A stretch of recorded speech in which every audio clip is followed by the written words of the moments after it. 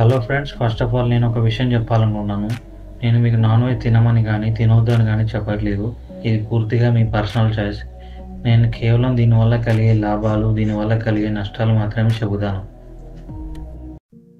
ఇక వీడియోలోకి వెళ్తే, మనుషుల జీర్ణ వ్యవస్థ మాంసాహార జంతువులైన సింహాలు, పులుల వలె మాంసాన్ని జీర్ణం చేసుకోవడానికి రూపొందించబడిందా, లేక శాకాహార జంతువుల వలె మొక్కల్ని జీర్ణం చేసుకోవడానికి రూపొందించబడిందా అనే విషయం తెలుసుకుందాం. మనుషులని, మాంసాహార జంతువుల్ని, శాకాహార జంతువుల్ని కంపేర్ చేసి చూద్దాము. ముందుగా దంతాలు మనలో ఆల్మోస్ట్ ఫ్లాట్గా ఉంటాయి. రథనిక్కలు కూడా చిన్నగా ఉంటాయి. అంటే మాంసాన్ని చీల్చడానికి అంత అనువుగా అయితే ఉండవు. కానీ మాంసాహార జంతువుల్లో అయితే రథనిక్కలు పెద్దగా ఉంటాయి. కూరల వంటి నిర్మాణాన్ని కలిగి ఉండి మాంసాన్ని చీల్చగలవు. మునకైతే అవి పళ్ళను చీల్చడానికి ఉపయోగపడతాయి.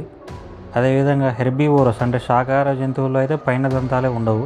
రెండోది సెలైవాలో ఎమైలేజ్ అంటే టైలిన్ అనే ఎంజైమ్ మునకు ఉంటుంది. అండ్ శాకాహార జంతువులకు కూడా ఉంటుంది. అంటే పిండి పదార్థాలను జీర్ణం చేయడానికి ఈ ఎమైలేజ్ అనే ఎంజైమ్ ఉపయోగపడుతుంది. అదే మాంసాహార జంతువుల్లో నోట్లో ఈ ఎమైలేజ్ అనే ఎంజైమ్ ఉండదు.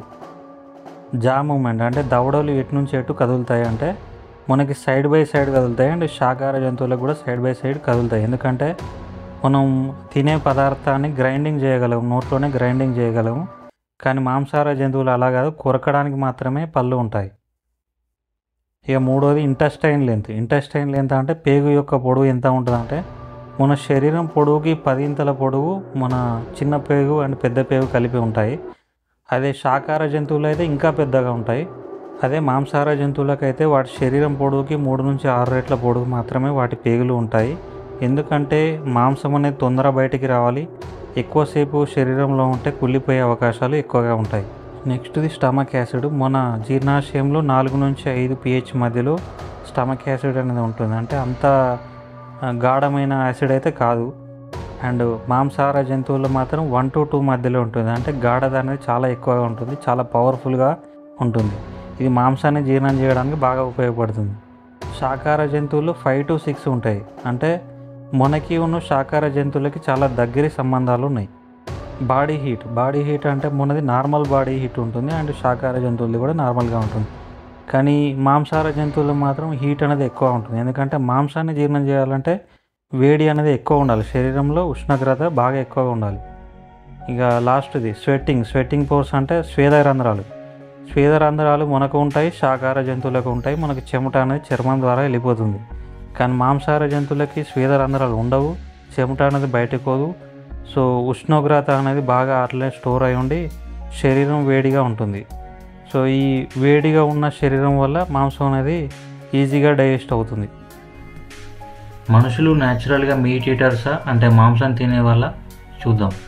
మనుషులు పరిణామ క్రమంలో సర్వభక్షకాలుగా మారారు. కానీ ఇప్పటికీ జీర్ణ వ్యవస్థ శాకాహార జంతువుల వలె ఉంది. మనం మాంసాహార జంతువుల వలె పచ్చి మాంసాన్ని జీర్ణం చేసుకోవడం కష్టం. మన పూర్వీకులు అంటే ఆది మానవులు ఎక్కువగా ఫ్రూట్స్, నట్స్, ధాన్యాలు తిన్నారు. నిప్పును కనిపెట్టిన తర్వాత మాత్రమే మాంసాన్ని వండుకొని తినడం స్టార్ట్ చేశారు. మాంసాహార జంతువుల జీర్ణాశయంలో కడుపులో ఉన్న pH చాలా తక్కువగా ఉంటుంది. అందువల్ల యాసిడ్ చాలా పవర్ఫుల్గా ఉంటుంది. అందువల్ల పచ్చి మాంసాన్ని చాలా ఈజీగా జీర్ణం చేసుకోగలవు. మనుషుల జీర్ణాశయంలో స్టమక్ యాసిడ్ pH చాలా ఎక్కువగా ఉంటుంది. అందువల్ల యాసిడ్ పవర్ఫుల్గా ఉండదు. అది కాకుండా మనం పచ్చి మాంసం తింటే సాల్మోనెల్లా అటాక్ వల్ల ఫుడ్ పాయిజనింగ్ అయ్యే అవకాశాలు చాలా ఎక్కువగా ఉంటాయి. మన పేగులు చాలా పొడవుగా ఉండడం వల్ల మాంసం దాని గుండా నెమ్మదిగా ప్రయాణిస్తూ ఉంటుంది. ఈ విధంగా నెమ్మదిగా ప్రయాణిస్తూ ఉన్నప్పుడు బ్యాక్టీరియా ఎక్కువ డెవలప్ అయ్యే అవకాశాలు ఉంటాయి. ఈ విధంగా బ్యాక్టీరియా ఎక్కువ డెవలప్ అయితే పేగుల యొక్క క్యాన్సర్కు ఇది ఒక కారణంగా మారుతుంది. ఆహార నాళం యొక్క ఆరోగ్యానికి శాకాహారం మంచిదా లేక మాంసాహారం మంచిదా అనే విషయం చూద్దాం. ప్లాంట్ బేస్డ్ డైట్ అయితే దీనిలో ఫైబర్ ఎక్కువగా ఉంటుంది. అందువల్ల మంచి బ్యాక్టీరియాను ఎక్కువ డెవలప్ అయ్యేలా చేస్తుంది. అసిడిటీని కూడా తగ్గిస్తుంది. మీట్ బేస్డ్ డైట్ అయితే దీనిలో ఎక్కువగా ప్రోటీన్ ఉంటుంది. ప్రోటీన్ ఉండడం వల్ల యాసిడిటీ పెరుగుతుంది. ఈ యాసిడిటీ వల్ల మంచి బ్యాక్టీరియా చనిపోతుంది. డైజెషన్ కూడా నెమ్మదిస్తుంది.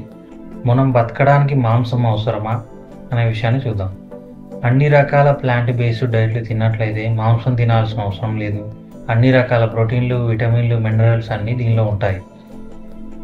మొక్కలు తినడం వల్ల కొలెస్ట్రాల్ వస్తుందా లేదా జంతువుల్ని తినడం వల్ల కొలెస్ట్రాల్ వస్తుందా అనే విషయాన్ని చూద్దాము. మొక్కల్లో అసలు కొలెస్ట్రాల్ ఉండదు, 0. అందువల్ల హార్ట్ అటాక్స్ వచ్చే అవకాశాలు చాలా తక్కువ. మాంసంలో ఎల్డిఎల్ ఉంటుంది. ఎల్డిఎల్ అంటే బ్యాడ్ కొలెస్ట్రాల్ ఉంటుంది. అందువల్ల ఇది శరీరంలో కొవ్వు పెరగడానికి అండ్ హార్ట్ అటాక్ రావడానికి ఇది ఒక కారణం అవుతుంది. సడన్గా నాన్ వెజ్ నుంచి వెజ్కి షిఫ్ట్ అయితే మాత్రం ఈ క్రింది విటమిన్లు, మినరల్లు లోపాలు వచ్చే అవకాశాలు చాలా ఎక్కువగా ఉంటాయి. దానిలో మొదటిది విటమిన్ B12, రెండోది ఐరన్, మూడోది విటమిన్ D. దీనికి సొల్యూషన్ ఏంటంటే డైరీ ప్రోడక్ట్స్ ఎక్కువ తినాలి. డైరీ ప్రోడక్ట్స్ అంటే మిల్క్, కర్డ్ ఇటువంటివి ఎక్కువగా తినాలి. రెండోది ఎగ్స్ తినాలి. మార్కెట్లో దొరికే ఎగ్స్ అన్నీ అన్ఫర్టిలైజ్డ్ ఎగ్స్ ఎక్కువగా ఉంటాయి. అన్ఫర్టిలైజ్డ్ ఎగ్స్ అంటే మేటింగ్ ద్వారా వచ్చిన ఎగ్స్ కాదు. అంటే ఇది sperm cell and egg cell కలిసి జైగోట్గా ఏర్పడి వచ్చిన ఎగ్స్ కాదు. అందువల్ల దీనిలో జీవం ఉండే అవకాశం లేదు. ఇక ఫైనల్ పాయింట్ ఏంటంటే ఈ విషయం చెప్పొచ్చా చెప్పకూడదా అనే విషయం నాకు తెలియదు. సో నన్ను క్షమించండి.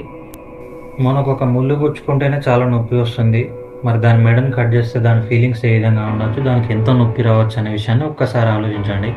అందువల్ల నొప్పి వచ్చే జంతువుల గురించి ఒక్కసారి ఆలోచిస్తే బాగుంటుందని నా మనవి.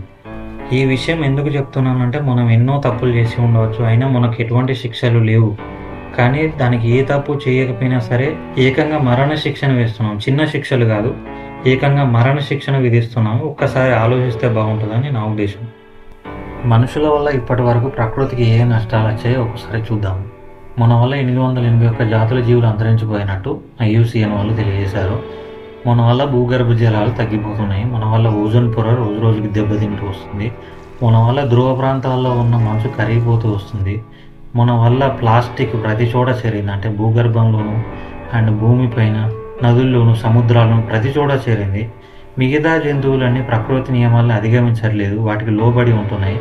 మనమేమో ఈ విధంగా తయారయ్యాము. ఇప్పటికే భూమి మీద ఉన్న 33% చెట్లని మనం నరికేసాము. మనకి ప్రకృతి లేదా దేవుడు ప్రసాదించిన ఈ సంపదల్ని కాపాడుకోవాలి.